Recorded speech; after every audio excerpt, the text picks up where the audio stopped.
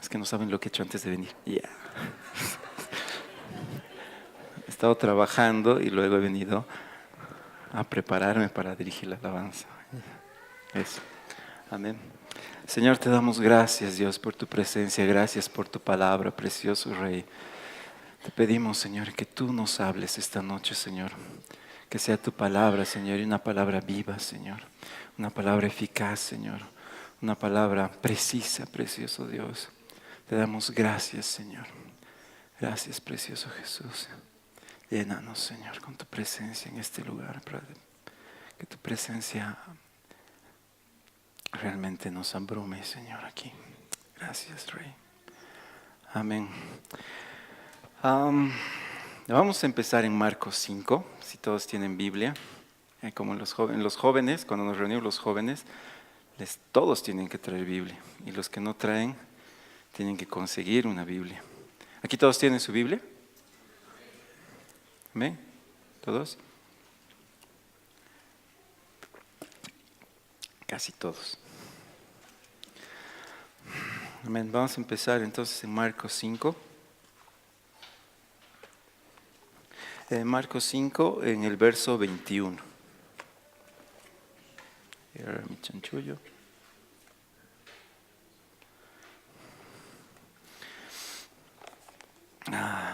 Seguro que muchos de ustedes han escuchado esta historia. Habla acerca de la hija de Jairo. Vamos a ir leyendo un poco para entrar en el contexto. Dice el verso 21. Pasando otra vez Jesús en una barca a la otra orilla, se reunió alrededor de él una gran multitud, y él estaba junto al mar. Y vino uno de los principales de la sinagoga llamado Jairo, y luego que le vio, I can understand. Y vino uno de los principales de la sinagoga llamado Jairo, y luego que le vio, se postró a sus pies y le rogaba mucho diciendo: mi hija está agonizando, ven y pon las manos sobre ella para que sea salva y vivirá. Fue pues con él y le seguía una gran multitud y le apretaba. Pero una mujer que desde hacía 12 años padecía de flujo de sangre y había sufrido mucho de muchos médicos y gastado todo lo que tenía, y nada había aprovechado, antes le iba peor. Cuando oyó hablar de Jesús, vino detrás de entre la multitud y tocó su manto, porque decía: si tocare solamente su manto, seré salva. Y enseguida la fuente de su sangre se secó y sintió en el cuerpo que estaba sana de aquel azote. Luego Jesús, conociendo en sí mismo el poder que había salido de él, volviéndose a la multitud, dijo: ¿quién ha tocado mis vestidos? ¿Sabían que Jesús usaba vestidos? No entendí el chiste. Sus discípulos le dijeron: ¿ves la multitud te aprieta? ¿Ves que la multitud te aprieta y dices: ¿quién me ha tocado? ¿Estás loco? Pero él miraba alrededor para ver quién había hecho esto. Entonces la mujer, temiendo y temblando, sabiendo lo que ella había hecho, vino y se postró delante de él y le dijo toda la verdad. Y él le dijo: hija, tu fe te ha salvado, te ha hecho salva, ve en paz y queda sana de tu azote. Mientras él aún hablaba, vinieron de su casa del principal de la sinagoga, diciendo: tu hija ha muerto, ¿para qué molestas más al maestro? Pero Jesús, luego que oyó lo que se decía, dijo al principal de la sinagoga: no temas, cree solamente. Y no permitió que le siguiese nadie, sino Pedro, Juan y Jacobo, su hermano de Jacobo, perdón. Y vino a la casa del principal de la sinagoga y vio el alboroto y a los que lloraban y lamentaban mucho. Y entrando les dijo: ¿por qué alborotáis y lloráis? La niña no está muerta, sino duerme. Y se burlaban de él, mas él, echando fuera a todos, tomó al padre y a la madre de la niña y a los que estaban con él, y entró donde estaba la niña, y tomando la mano de la niña, le dijo: Talita cumi, que traducido es: niña, a ti te digo, levántate. Y luego la niña se levantó y andaba, pues tenía 12 años, y se espantaron grandemente. Pero él les mandó mucho que nadie lo supiese y dijo que se le diese de comer. Amén, eso es todo. No, vamos a empezar. Todos habrán escuchado esta historia. Es muy impactante lo que el Señor hace en este pequeño episodio de su vida. Primero, vamos a ir desglosando un poco y si nos alcanza el tiempo vamos a llegar hasta el final. Pero en el verso 1 dice, pasando otra vez Jesús en una barca a la otra orilla. Pero yo lo tengo resaltado que dice, pasando otra vez Jesús. Muchas veces dejamos que Jesús pase. O Jesús está pasando y nosotros no hacemos nada al respecto. Perdemos ese tiempo de visitación. Y esto me impactaba justamente en este contexto en el que está viviendo la iglesia, porque es verdad, no es Jesús el que ha venido, hablando del hermano Sam, sino es alguien que creo refleja a Jesús más que muchos en este lugar, más que yo. Por eso digo, cuando Jesús quiere hacer algo, cuando alguien enviado por Jesús tiene un propósito para hacer, viene con un propósito o está haciendo algo, no tenemos que perder esa oportunidad. Tenemos que aprovecharla al máximo. Al máximo. ¿Por qué? Vamos a ver lo que ha pasado en la historia. Vino uno de los principales de la sinagoga, Jairo.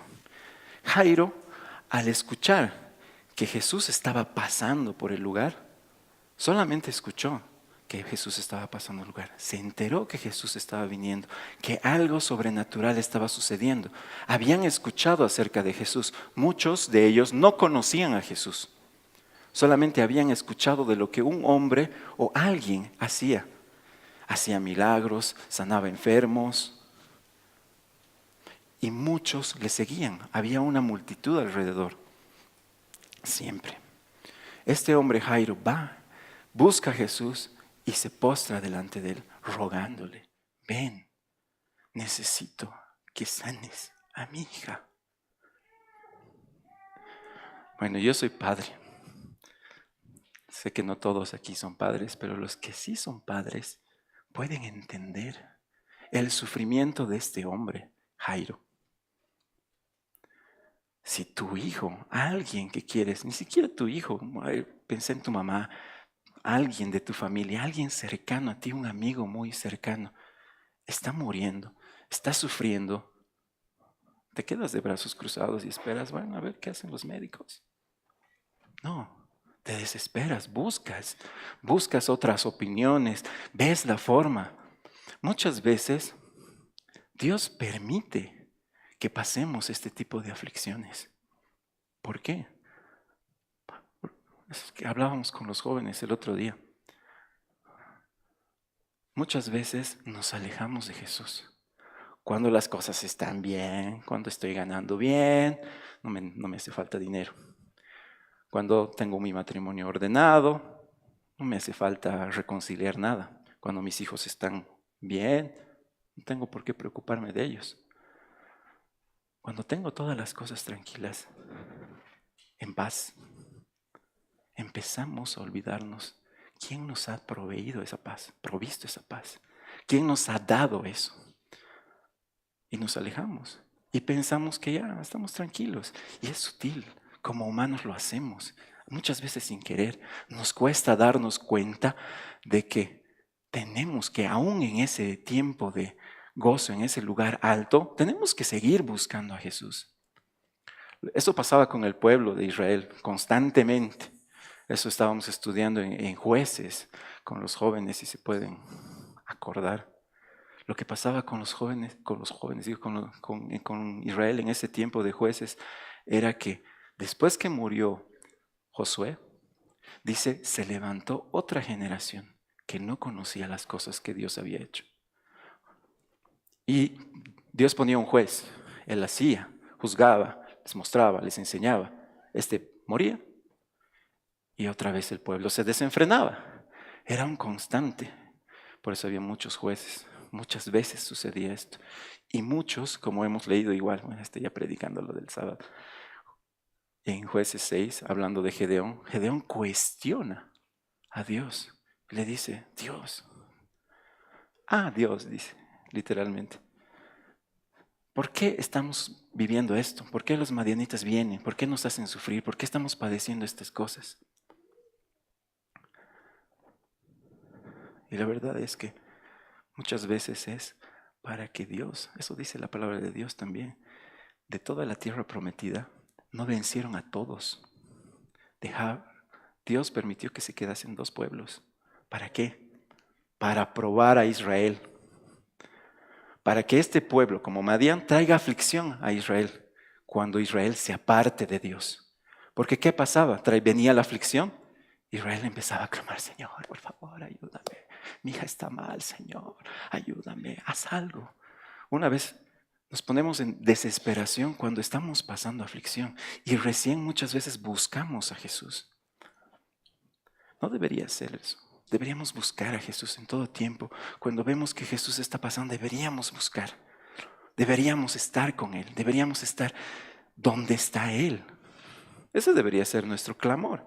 Sin embargo, viene Jairo, se postra y le rogaba mucho. Y le dice, pon manos sobre ella y será salva y vivirá. Y Jesús, tan hermoso Jesús, dice, claro, vamos. Y se pone en marcha, caminando, vamos todos. ¿Dónde está la hija? La vamos a sanar. Y en el camino, entre toda la multitud que lo apretujaba, viene una mujer. Y una mujer que creo yo había sufrido demasiado. Dice la palabra de Dios que era una mujer que tenía flujo de sangre. No voy a entrar en detalles, pero tenía flujo de sangre. La sangre fluía, no paraba de fluir. Debería ser un periodo de tiempo, pero no, era constante. La palabra de Dios dice que eran 12 años. 12 años enteros que la mujer todos los días de su vida tenía ese flujo de sangre. ¿Se imaginan cómo habría sido esa mujer? Yo me imagino una mujer muy flaca, pálida. Se perdía sangre todo el tiempo. Comía todo. O sea, no había quien la sustente. Pero por otra parte, ¿cuál es la revelación del sufrimiento principal de esta mujer? Bueno, 2 cosas creo. La primera, la palabra de Dios dice en Levítico que toda mujer que esté inmunda, o sea, que tenga este flujo de sangre, peor si es continuamente, tenía que ser separada. Normalmente debería ser separada 7 días y un 8º día, quizás. Todas las cosas que ella tocaba eran inmundas. Nadie podía dormir con ella. El lecho donde ella dormía era inmundo. Si alguien se echaba en ese lecho inmundo, tenía que purificarse. Por otros 7 días tenía que estar separado. O sea, era como peor que la lepra, así una lepra silenciosa tal vez. La mujer estaba no. La mujer estaba inmunda, entonces la tocabas ya, quemado, ya, ¿no? No podías hacer nada. No podías acercarte. ¿Se imaginan como mujeres no poder relacionarse con otras personas? Que te estés acercando, hola, ¿cómo estás, hermanita? Y huyan de ti porque no sean inmundos y estén 7 días guardados. Socialmente era una aflicción tremenda. Pero aparte de eso, ella tenía flujo de sangre. Su esposo, si es que tuvo esposo, podía rechazarla, podía repudiarla, porque no le podía dar familia. No podía tener herencia, no podía tener fruto, porque todo el tiempo tenía flujo. Nadie se le podía acercar. Y si se le acercaban eran inmundos. Y aún así, por más que se le acerquen, no podía, porque todo el tiempo tenía un flujo de sangre. No podía tener fruto. 12 años de su vida estuvo en ese calvario. en esa aflicción. Realmente fue una terrible aflicción. Dice la palabra de Dios también que esta mujer en su desesperación buscó a todos los médicos habidos y por haber en su época. ¿Y qué pasó? Cada vez recibía, o sea, era peor. Dice, literalmente voy a leer, había sufrido mucho de muchos médicos. O sea, me imagino que en su desesperación se ha debido someter a todos los tratamientos posibles, dolorosos que ha podido encontrar en su época para ser sana. Pero nada le hacía sana. Nada. Vamos adelante. Gastó todo lo que tenía. Nada había aprovechado. Antes le iba peor. ¿Se imaginan? No solamente era la aflicción que tenía en lo personal, social, sino que si quizás tenía algo de posesiones, dice que lo había perdido todo, lo había invertido todo. Y muchas veces pasa eso, cuando estamos pasando aflicciones, enfermedades, es una forma de que empecemos a drenar nuestras finanzas. ¿Cuánto cuesta un hospital? Recién estaba escuchando de una persona que está internada y que tiene que pagar $40,000 por una semana de internación, por un tratamiento. Yo no me imagino esa cantidad de dinero. Sí, no me imagino. ¿Se imaginan? Vamos perdiendo de todo lo que teníamos o de todo lo que tenemos. Pero esta mujer dice en el verso 27, cuando oyó hablar de Jesús,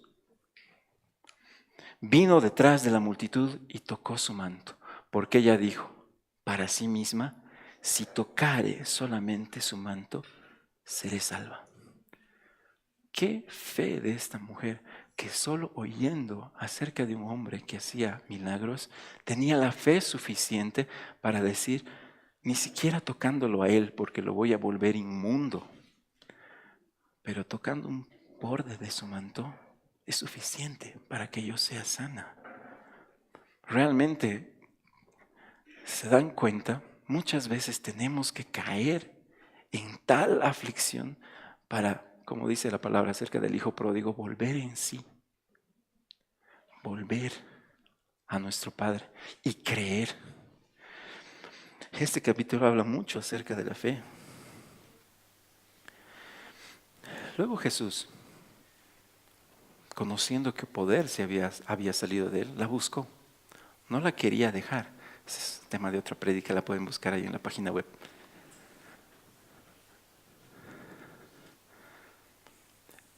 Pero todos podemos reconocer cuando poder sale. No sé si has estado en esa situación donde te acercas a un hermano ahora sí y estás orando por una hermana o hermano y empiezas a orar y sientes en el espíritu que algo se está moviendo. Un ras que se va al otro, una corriente. Yo creo que eso es una leve explicación de lo que es que el poder salió de Jesús. Es algo que se siente realmente. ¿Nunca les ha pasado? Muchas veces estás orando por una persona y en el nombre de Jesús bendice los alimentos. Amén. Pero otras veces cuando estás orando por una persona, Dios actúa a través de ti y suceden milagros. Yo creo fielmente que Dios nos puede usar de esa misma manera. Porque decía, si tan solo tocar el molde, Jesús la buscaba, la encontró y la buscó. Y la mujer temblando y en temor le dijo, yo te he tocado, sabiendo lo que de acuerdo a la ley había hecho. Lo había vuelto inmundo a Jesús. Pero ellos no sabían que Él no podía ser inmundo. Él era santo, Él era perfecto. De Él no vino la inmundicia hacia Él, sino vino el poder de Él hacia la mujer para sanarlo. Se postró delante de Él y le dijo toda la verdad. Y Él le dijo, hija, tu fe te ha hecho salva. Ve en paz y queda sana de tu azote. Otra traducción, la Nueva Traducción Viviente dice, se acabó tu sufrimiento. Esta mujer tuvo que esperar 12 años para recibir su sanidad. Cuando a los 12 años de haber empezado esta aflicción, de haber buscado por donde sea la fuente de su sanidad, simplemente la encontró buscando a Jesús, no dejando que Jesús se vaya. Podía haber perdido otros 12 años si tan solo hubiera mirado y dije, ¿quién será este Jesús? ¿Será? Ay, no, pero soy inmunda, mejor me quedo nomás, a ver, iré a otro médico. Muchas veces somos negligentes con lo que Dios está haciendo en este tiempo. Tenemos que estar atentos a lo que Dios está haciendo en este tiempo y buscarlo a Él, no a un hombre, a Él.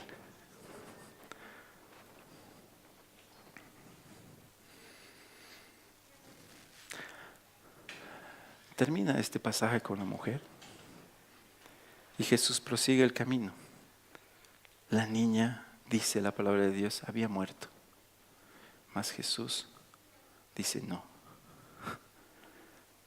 Y eso es hermoso.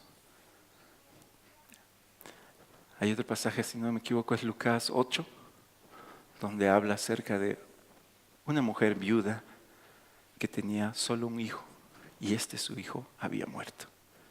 Y entrando, pasaba Jesús también y vio que había una multitud de lloros y había un ataúd y preguntó, ¿qué pasa? Y le dijeron a esta mujer, se ha muerto su hijo, su único hijo, es viuda, no tiene nada más. Y Jesús le dice, no teman, no pasa nada. Toca el ataúd y el joven vuelve a la vida. Lo mismo pasa en esta historia. Resumiendo, no voy a entrar en detalles, como les digo. Ay, quisiera. Pero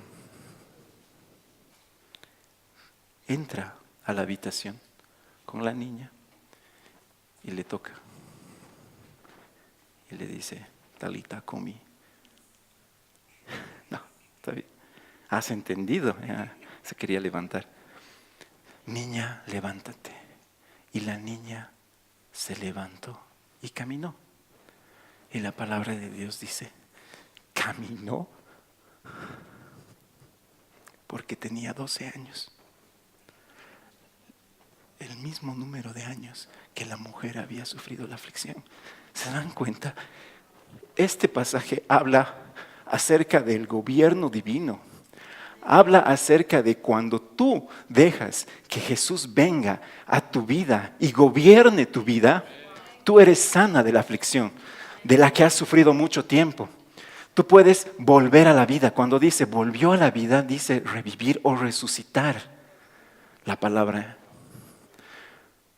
son 12 años. Ay, 12 es el número del gobierno divino. Si tan solo dejas que el gobierno divino de Dios entre en tu vida, si tan solo buscas, como esta mujer, un solo toque de Jesús, es suficiente para ser sana, para vivir, para, como dice en la palabra acerca de la mujer, tu aflicción se acabó. No necesitas más esa aflicción en tu vida. No te aferres a nada más, solo a Jesús. ¿Qué aflicción? ¿Dinero? ¿Amor? ¿Salud?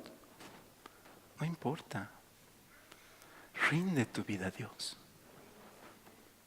Deja que Él reine. La palabra de Dios, y por eso me impactaba esa canción. Un toque. Un toque. Cuando le dice Talita cumi, otra versión dice tocó a la niña. Cuando la mujer toca el borde de su manto, es un toque. Cuando Jesús en Lucas 8 toca el ataúd, es un toque. Un toque es suficiente para darte vida, para que su reino entre en tu vida, si tan solo crees. Por eso dice la palabra en el verso 36, no temas, no temas. Y ese no temas significa no tengas dudas. Cree, Él puede. Y Él lo va a hacer. La palabra de Dios dice acerca de creer.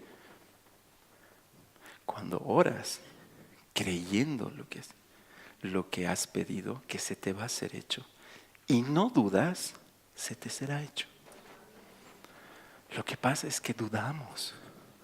Muchas veces nos paramos y decimos, Señor, me ha sanado. Alguien te dice, el Señor te ha sanado, sé sana.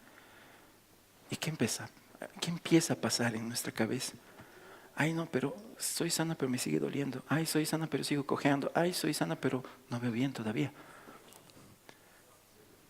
Y las dudas son lo que te quitan esa sanidad, que te quitan ese milagro que Dios estaba haciendo en tu vida.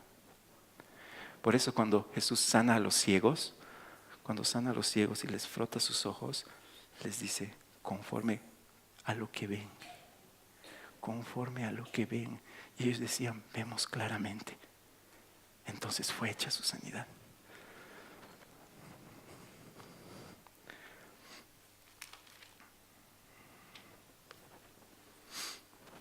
Voy a mi chanchullo.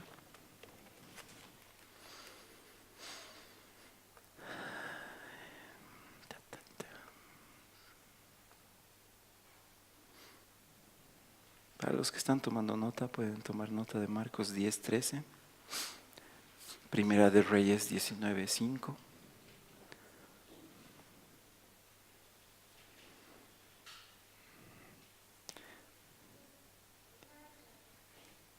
Génesis 32:25. Lucas 8:40, bueno, es el mismo pasaje que hemos visto ahora. Perdón, el pasaje que les decía del joven resucitado es Lucas 7:14.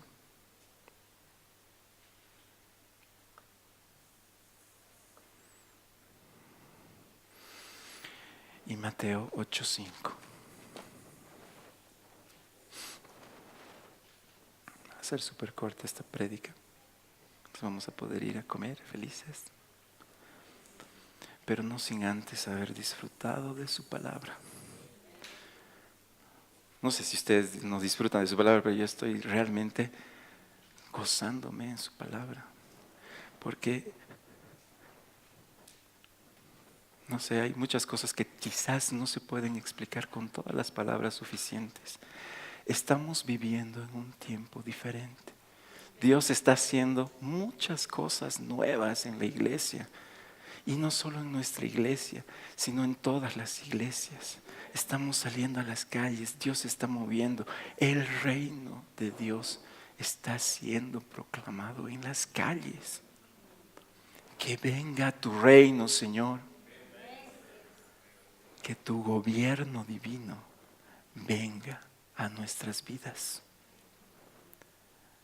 Y un solo toque va a ser suficiente. Amén. Amén. Gracias, Señor Jesús. Gracias, precioso Dios. Gracias, Señor, por tu palabra, Dios. Padre amado, sella estas palabras, Jesús. Que podamos entender en la profundidad, Señor, en la anchura, en la altura, Señor, de lo que tú quieres hacer, Señor, en este tiempo, Padre. Te damos gracias, Señor, porque tú nos visitas cada vez. Y cada visita, Señor, cada vez es más gloriosa, Señor Jesús. ¿Qué haríamos sin ti, Señor? Solo necesitamos un toque tuyo, Señor. Tócanos, Señor. Queremos vivir como tú vives, Señor. Queremos vivir una vida plena en ti, Jesús. Queremos que tu gobierno, Señor, se establezca en nosotros, Jesús. Porque solo así viviremos, Señor. Porque solo así seremos libres de esa aflicción. Te damos gracias, precioso Dios. Te damos gracias, Señor Jesús. Bendito eres tú, Señor.